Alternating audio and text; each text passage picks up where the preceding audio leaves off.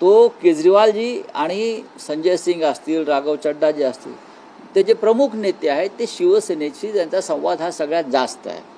हे खरं आहे. पण पृथ्वीराज चव्हाण यांनी जे सांगितलेलं आहे, जर दिल्लीची विधानसभा आप आणि काँग्रेस एकत्र येऊन लढले असते तर अधिक चांगला निकाल मिळू शकेल अशी स्थिती आहे.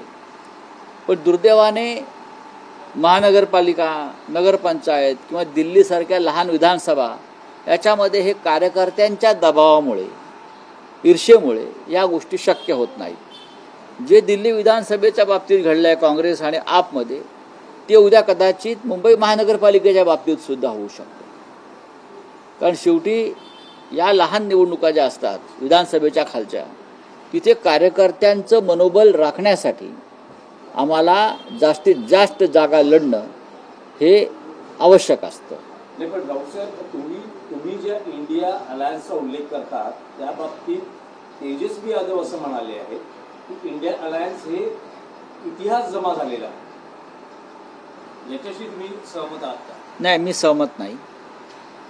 इंडिया अलायन्स जेव्हा लोकसभा निवडणूक येईल तेव्हा पुन्हा इंडिया अलायन्स निर्माण होईल. आजही आहे. लोकसभेत, राज्यसभेमध्ये आम्ही इंडिया अलायन्स म्हणूनच काम करत असतो. बिहारमध्ये उद्या विधानसभेच्या निवडणुका येतील तेव्हा तेजस्वी यादव यांना काँग्रेस पक्षाबरोबर हात मिळवणी करून निवडणुका लढाव्या लागतील. JDU किंवा काँग्रेसबरोबर ते भाजपबरोबर निवडणुका लढणार नाहीत लालू यादव साहेब. या गोष्टी ज्या आहेत या जरतरच्या गोष्टी आहेत. आणि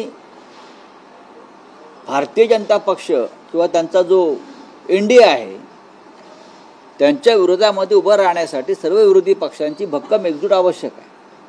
नाहीतर नरेंद्र मोदी आणि अमित शहा आणि त्यांचा जो पक्ष आहे भस्मासूर, तो सगळ्यांना खाऊन टाकेल. सर, काल मराठी भाषा संवर्धन मंत्री म्हणजे उद्योग मंत्री उदय सामंत जे दिल्लीला गेले होते, त्यांनी ताबडतोब शेखावरती चर्चा करून एक प्रत काढली.